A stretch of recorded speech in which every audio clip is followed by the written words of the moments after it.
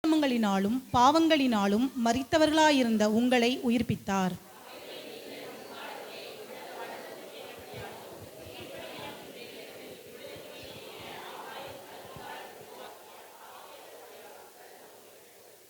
அவர்களுக்குள்ளே நாம் எல்லாரும் முற்காலத்திலே நமது மாம்ச இச்சையின்படியே நடந்து நமது மாமிசமும் மனசும் விரும்பினவைகளை செய்து சுபாவத்தினாலே மற்றவர்களைப் போல கோபாக்கினையின் பிள்ளைகளாயிருந்தோம்.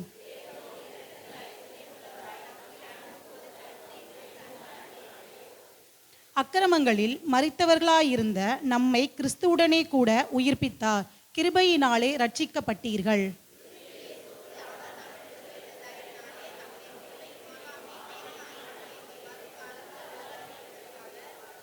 கிறிஸ்து இயேசுவுக்குள் நம்மை அவரோடு கூட எழும்பி உன்னதங்களிலே அவரோடு கூட உட்காரவும் செய்தார்.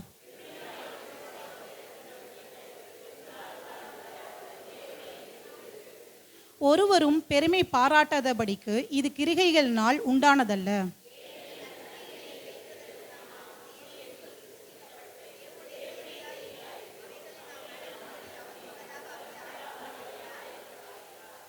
ஆனபடியினால் முன்னே மாமிசத்தின்படி புறஜாதியாயிருந்து மாமிசத்தில் கையினாலே செய்யப்படுகிற விருத்த சேதனமுடையவர்களால் விருத்த சேதனம் இல்லாதவர்கள் எண்ணப்பட்ட நீங்கள்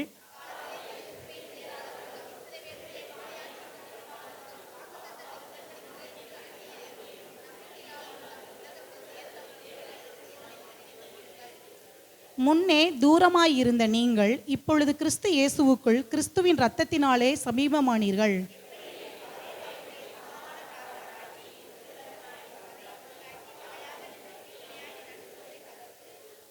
சட்ட திட்டங்களாகிய நியாய பிரமாணத்தை தம்முடைய மாமிசத்தினாலே ஒழித்து இரு திறத்தாரையும் தமக்குள்ளாக ஒரே புதிய மனுஷனாக சிருஷ்டித்து இப்படி சமாதானம் பண்ணி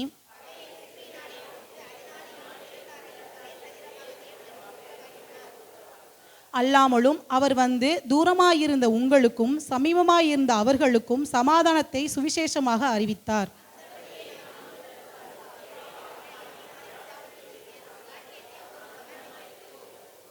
ஆகையால் நீங்கள் இனி அந்நியரும் பரதேசிகளுமாயிராமல் பரிசுத்தவான்களோடே ஒரே நகரத்தாரும் தேவனுடைய வீட்டாருமாய் இருந்து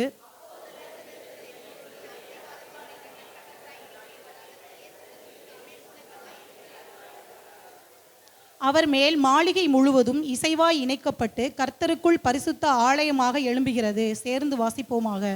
அவர் மேல் நீங்களும் ஆவியினாலே தேவனுடைய வாசஸ்தலமாக கூட்டி கட்டப்பட்டு வருகிறீர்கள். ஆமென்.